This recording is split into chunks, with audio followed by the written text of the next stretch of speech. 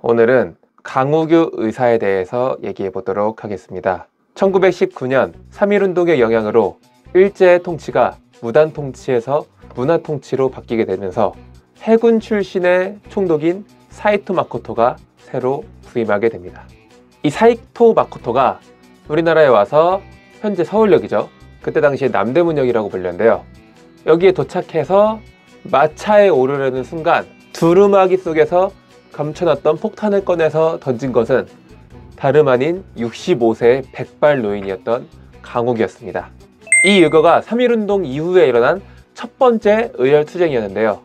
당시 65세면 지금으로 치면 7, 80대에 해당하는 굉장히 고령의 나이에 해당이 됩니다. 어쨌든 이 사건으로 강우규는 사형을 선고받았고 1920년 11월 29일에 사형이 집행됩니다. 일반적인 사람이라면 남은 여생을 편안하게 보내고 싶어 했을 텐데 강우규 의사는 도대체 왜 폭탄을 던졌을까요? 지금부터 알아보도록 하겠습니다. 네, 우선 강우규의 생애에 대해서 얘기해 보겠습니다. 강우규는 1855년 7월 14일 평안남도 덕천군에서 가난한 농부의 사남매 중 막내 아들로 태어납니다. 집안이 가난했던 강우규는 형님의 권유로 한의사를 하게 되면서 돈을 어느 정도 만지게 됩니다. 그 돈으로 잡화상을 열어서 장사에 뛰어들게 되는데 이 잡화상이 눈앞의 이익을 쫓기보다는 신뢰를 기반으로 장사를 한다, 이런 소문이 퍼지게 되면서 이 장사가 대박이 나게 됩니다.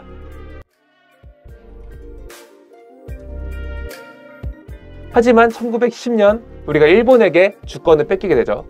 그 이후에 강우규는 1911년부터 15년까지 만주와 연해주 일대를 돌아다니다가 사람이 거의 살지 않는 신흥동에 정착을 하게 됩니다.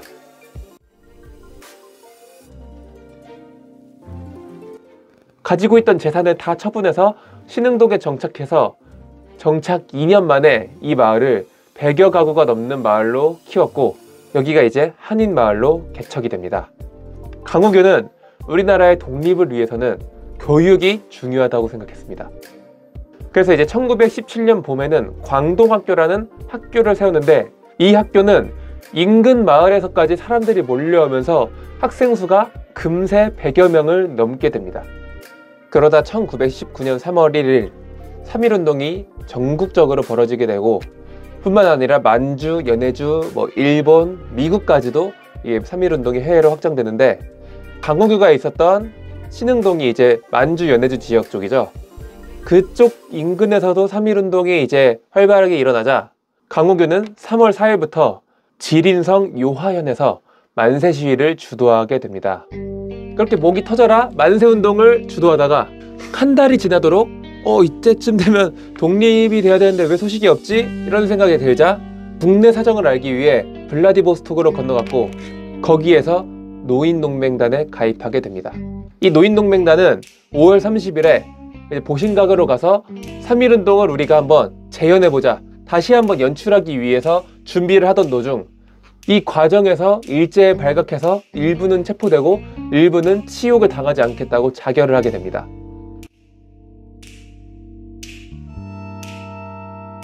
이 보신각 만세 시위가 실패로 돌아가면서 이제 우리도 강력한 무장투쟁을 해야겠다, 이런 얘기가 노인동맹단 소속에서도 논의가 됐는데 마침 이때 사이토 마코토가 신임 총독으로 내정이 되었고 이 사이토 마코토 총독에게 암살을 계획하게 되는데 이 사이토 마코토 암살 작전에 강우규 의사가 자원해서 나서게 됩니다.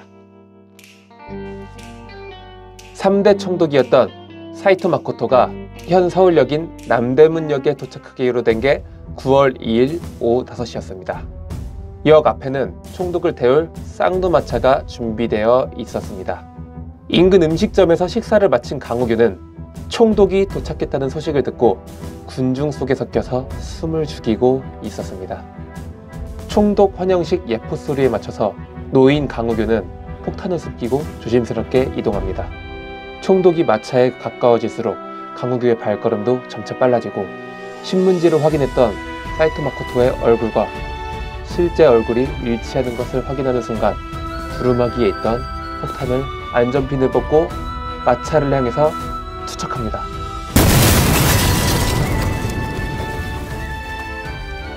강우규의 폭탄은 마부 앞 약 5m 정도에 떨어졌고, 이 폭탄은 엄청난 폭발음과 함께 육군 소장, 일본 경찰, 그리고 조선총독부 관리 등 37명에게 중경상을 입혔습니다. 이는 새 총독과 제국주의에게 던지는 분명하고도 명확한 경고였습니다. 하지만 정작 목표로 했던 사이토 마코토 총독은 허리에 있는 혁대에 석편이 몇 개 박히는 정도로 그쳤습니다. 그리고 마차는 서둘러 도망갔습니다. 이제 아수라장이 된 현장에서 경찰은 용의자를 찾고 있었고, 한 소년이 일본 경찰에게 "저기 있는 할아버지가 그랬어요" 라고 외쳤지만, 경찰은 강우규를 보고 설마 저런 노인이 했으려고 하면서 이제 강우규를 그냥 보내줬습니다. 하지만 그 이후에 여러 목격자들의 진술이 일치하면서 경찰은 강우규를 찾기 위해 샅샅이 수색을 했고, 사건 발생 보름 만에 친일 경찰 이태석이 강우규를 체포하게 됩니다.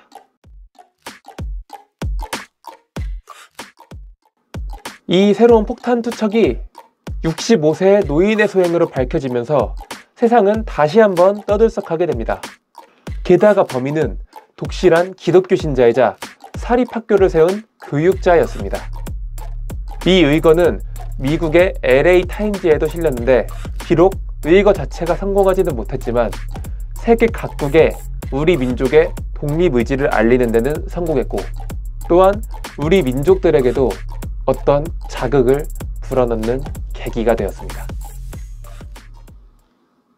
네, 이제 재판장입니다.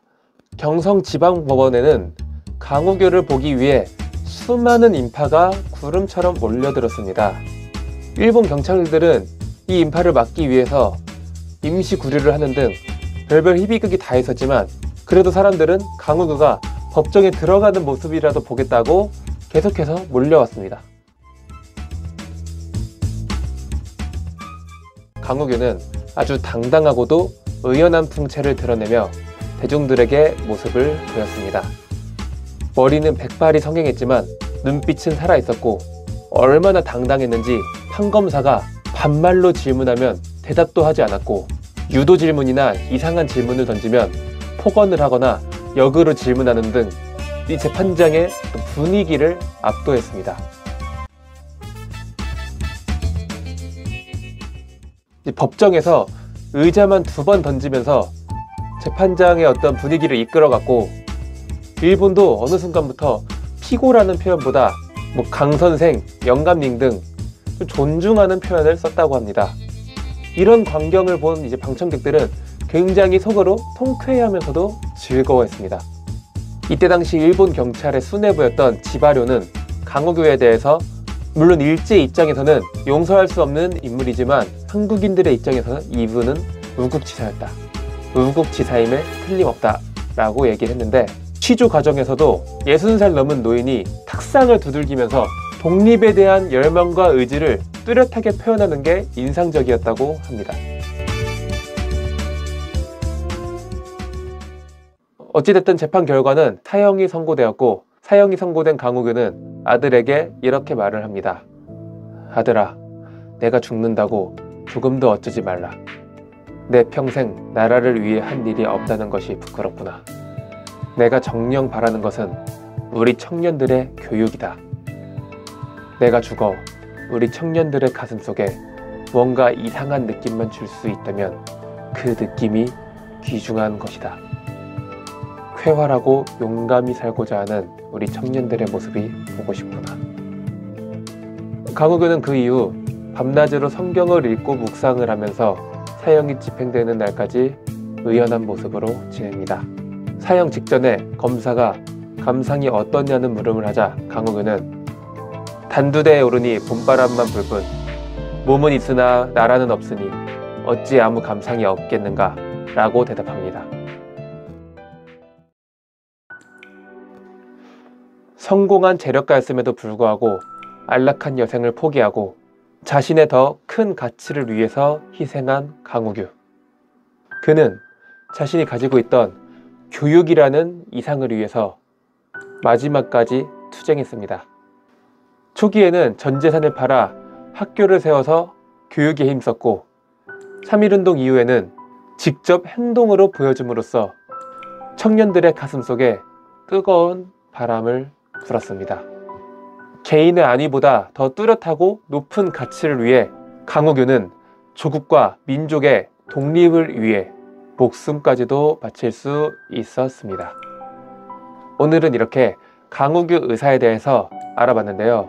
여러분들도 개인의 안위나 이런 것도 중요하지만 그보다 더 높은 가치, 내가 무언가를 위해서 목숨까지도 걸 수 있는 그런 가치를 이런 역사적 인물을 통해서 발견하시기를 바랍니다. 네, 오늘은 여기까지. 여러분들 수고하셨습니다.